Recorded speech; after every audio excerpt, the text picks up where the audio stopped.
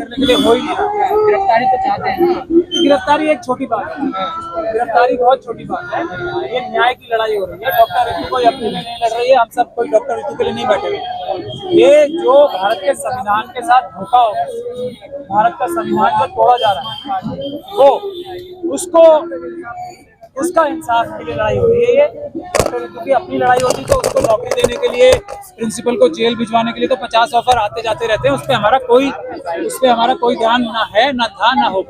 इंसाफ का क्या मापदंड है आपके? इंसाफ का मापदंड हमारा, देखिए, हमारा तो जो मिशन ही है, मिशन सेव कॉन्स्टिट्यूशन, संविधान के हिसाब से सब चलें, यही मिशन है हमारा, यही इंसाफ है। जो संविधान को तोड़ रहे हैं,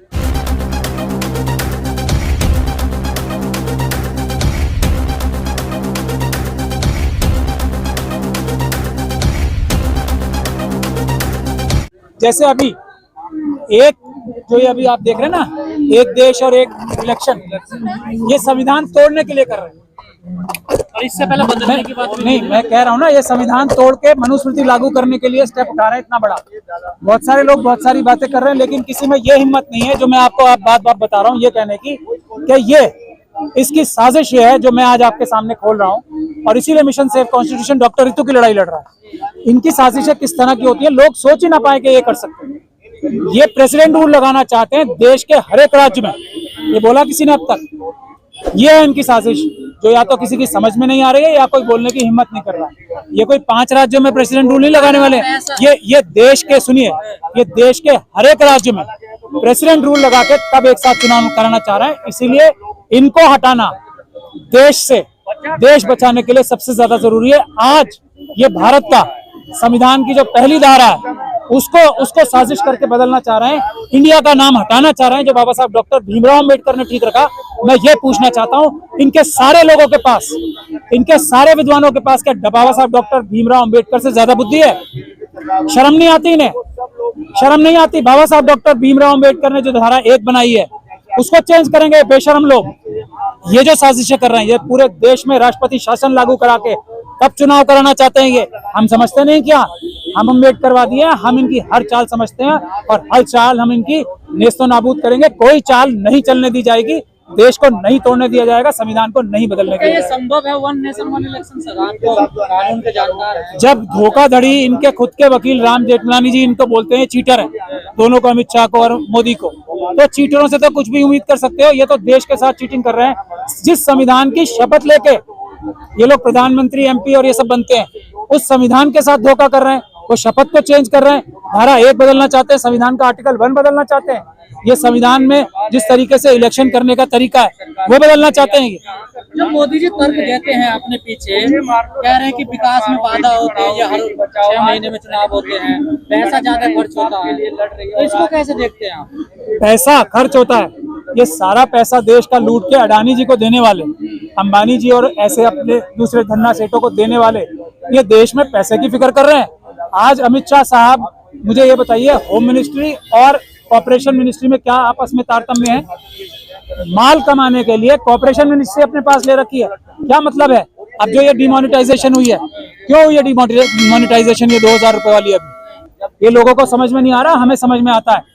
कितने कोऑपरेटिव बैंक हैं जिसमें ये 2000 रुपए के नोट जमा कराए गए हैं? इसकी छानबीन होगी, बहुत जल्दी होगी, आप लोग वेट कीजिए। ये लोग कहीं जाने वाले नहीं है, हम लोग भी कहीं जाने वाले नहीं है, ये लोग भी कहीं जाने वाले नहीं। सुभाष चंद्रा का भी पैसा माफ कर दिया है। एक सुभाष चंद्रा का कर दिया है, 15 लाख करोड़ से ज्यादा माफ कर दिया है। सुभाष चंद्रा का तो जो अभी नजर आ रहा है, जो अभी सामने आया है, वो 6-7 हजार करोड़ किया। क्यों नहीं जाग रही है? कोई वो अपने हिंदू मुस्लिम के एजेंडों में फंसी पड़ी। आप देखिए, ये जनता को जगाने के लिए मिशन सेव कॉन्स्टिट्यूशन का जो ये आंदोलन है, पहला ऐसा आंदोलन है जो सोशल आंदोलन है, जिसमें देखिए जनता के जागने का सबसे बड़ा सबूत ये है कि विभिन्न पॉलिटिकल पार्टियां RSS और BJP को छोड़ के इस आंदोलन को, सोशल आंदोलन को ज्वाइन कर रही हैं। तो कहीं ना कहीं जो अपोजिशन पार्टीज हैं उनको ये समझ में आ रहा है ना कि सोशल आंदोलन के कंधे पे चढ़ के ही राजनीतिक दल इस RSS और BJP को हरा सकते हैं। ये सभी पॉलिटिकल पार्टियों के समझ में आ रहा है बात, और ये बहुत खुशी की बात है। हम लोग लड़ाई लड़ेंगे असली, हम लोगों का कोई ऐसा मकसद नहीं है कि इसे हटा के उसे बनाना है। हमें देश के दुश्मनों को हटा के ऐसे लोगों को बनाना है, या कोई भी बन जाए जो देश का दुश्मन ना हो, जो गद्दार ना हो, जो आरएसएस और बीजेपी से कनेक्शन ना रखता हो, क्योंकि ये लोग संविधान खत्म करना चाहते हैं मनुस्मृति लागू करने के लिए। सर, ये जो आंदोलन आप बार बार जिक्र कर रहे हैं, डॉक्टर रितु को पिछले 3-4 साल से मामला चल रहा है, तो इसमें अभी न्याय प्रक्रिया क्या है? देखिए, ये तो कोर्ट में क्या स्थिति है? एक सिंबल है। कोर्ट में अगर न्याय मिलने की उम्मीद है तो वो इसलिए कम हो जाती है कि कोर्ट में टाइम इतना लगता है। आप खुद ही कह रहे हैं 3 साल से चल रहा है, 3 साल हो गए ना आज। ये प्रोफेसर जो सविता रॉय है, उसको आरएसएस एक सम्मान का अभी परसों कराया था उन्होंने, तो स्वाभिमान में उसको बनाया था। ये ऐसी एक टीचर है जो आज टीचर दिवस पे हमें ये देखना चाहिए कि ऐसे टीचर नहीं होने चाहिए। जितने प्रिंसिपल हैं दिल्ली यूनिवर्सिटी के, आप एक बात समझ लीजिए, वो ऐसी सविता रॉय को जो कि धोखाधड़ी करके एक प्रोफेसर को निकालती है, भूल जाइए कि वो किसी कम्युनिटी से आती है। एक ऐसे प्रोफेसर को निकालती है धोखाधड़ी करके, झूठे सिग्नेचर करके। तो उसको बचाने के लिए या उसको अपना नेता मानने के लिए सारे दिल्ली यूनिवर्सिटी के प्रिंसिपल्स ने उसे अपना जनरल सेक्रेटरी चुना है। हर एक उस व्यक्ति ने, हर एक उस प्रिंसिपल ने जिसे डॉक्टर सविता राय को वोट दिया है, वो इस लायक नहीं है, बल्कि वो एक ऐसा एग्जाम्पल है कि ऐसे व्यक्ति को जिसने डॉक्टर सविता राय को वोट दिया वो टीचर बनने लायक नहीं है। ये टेस्ट होना चाहिए। इसीलिए मैं कोर्ट की बात है, कोर्ट से देखिए न्याय मिलेगा। डॉक्टर सविता रॉय रजिस्ट्रार हो और हो सकता है वाइस चांसलर भी जेल जाए, लेकिन वो इतने समय बाद जाते हैं कि न्याय कहीं धुंधला पड़ जाता है। ये प्रिंसिपल के अलावा चेयरमैन जो है दौलत राम कॉलेज के, वो भी जेल जाएंगे, इसमें कोई शक और शुबे की गुंजाइश नहीं है। इतने सबूत आ चुके हैं। दिल्ली पुलिस जो भ्रष्ट अधिकारी थे, जिन्हें हमने कोर्ट से चेंज भी कराया, उन्होंने भी मजबूरी में इतने सबूत रख दिए कि इनको लंबी लंबी जेलों की सजा होनी है। लेकिन हमारे पास जो अभी और सबूत हैं, जब हम वो लाएंगे कोर्ट के सामने, तो ये रजिस्ट्रार भी अरेस्ट होंगे, ये चेयरमैन दिल्ली यूनिवर्सिटी के जो दौलत राम कॉलेज के, वो भी अरेस्ट होंगे। वो 6-7 जो प्रोफेसर हैं जिन्होंने साजिश करके मीटिंग करी बाद में और चेंज की सारी, जो डॉक्टर रितु को निकाला एक साजिश करके, वो सब लोग जेल जाएंगे। वकील साहब, आप राजनीति में भी अच्छी नजर रखते हैं और उसमें अपनी बात रखते रहते हैं बीच बीच में। ये जो इंडिया गठबंधन बना है नया, इसमें ना दलित है ना मुसलमान है, फिर कैसा गठबंधन देख रहे हैं आप? देखिए, ये बात जो है, ये इस गठबंधन को और किसी भी गठबंधन को जो देश के संविधान में विश्वास रखता है, ये समझनी चाहिए कि 85% या 90% मेरा कहना है, क्योंकि जो अगर सही से अगर जो सेंसस किया जाएगा तो 88% देश के लोग SC, ST, OBC और माइनॉरिटीज के होंगे।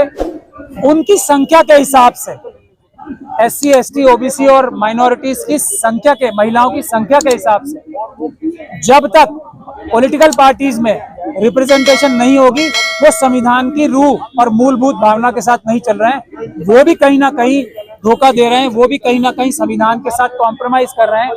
तो ये इन्हें समझना चाहिए। अगर ये आज बीजेपी और आरएसएस क्यों इतनी मजबूत है, जो दूसरी पॉलिटिकल पार्टीज हैं, वो भी संविधान की मूलभूत भावना, यानी कि हर एक व्यक्ति को इस देश में बराबर की हिस्सेदारी मिलनी है, हर एक व्यक्ति को, उसको पालन नहीं कर रहे हैं। SC, ST, OBC और माइनॉरिटीज को, महिलाओं को उनके परसेंटेज के हिसाब से जगह नहीं दे रहे अपनी पॉलिटिकल पार्टीज में, अपने MP, LMLAs में। इसीलिए तो इतनी मजबूरी आ गई देश में, इसीलिए तो इतना बड़ा संकट देश के सामने खड़ा हो गया, इसीलिए तो आरएसएस और बीजेपी इतनी पावरफुल हो गई। तो अभी भी कमी है। अगर आज भी इंडिया और क्या ये जो गठबंधन है और या कोई और गठबंधन पूरा इंसाफ से, पूरी ईमानदारी से, संविधान जो बाबा साहब डॉक्टर भीमराव अंबेडकर की नेतृत्व में बना है, उसके ऊपर पूरी ईमानदारी से अमल करके अपनी पार्टियों में, अपनी सरकारों में SC, ST, OBC और माइनॉरिटीज को उनकी संख्या के हिसाब से, महिलाओं को उनकी संख्या के हिसाब से अगर रिप्रेजेंटेशन दे दे, तो आरएसएस और बीजेपी का नामो निशान इस देश से नहीं नजर आए। तो भविष्य दूर नजर नहीं आ रहा आपको? सारी मुश्किल इसी से है। अब आप समझ लीजिए, बीजेपी की ताकत इसी से है कि जो दूसरी पार्टीज हैं वो SC, ST, OBC और माइनॉरिटीज को, महिलाओं को उनकी संख्या के हिसाब से रिप्रेजेंटेशन नहीं दे रही, वरना किसी को कैंपेनिंग करने की भी जरूरत नहीं पड़ेगी। भले ही ये EVM का इस्तेमाल करे, भाई कोई भी चालबाजी कर ले, इनकी एक भी सीट पूरी पार्लियामेंट में नहीं आएगी, ऐसा मैं दावा करता हूँ। सर, एक आखिरी सवाल, जैसे आपने कहा नाम चेंज करने की बात कर रहे हैं, भारत ये इन्होंने एक नोटिफिकेशन जारी किया है, अभी प्रेसिडेंट ऑफ भारत लिखा है, सर उसको मैं कह तो रहा हूँ ना, ये इतने बड़े धोखेबाज बेईमान है, बाबा साहब को धोखा दे रहे हैं।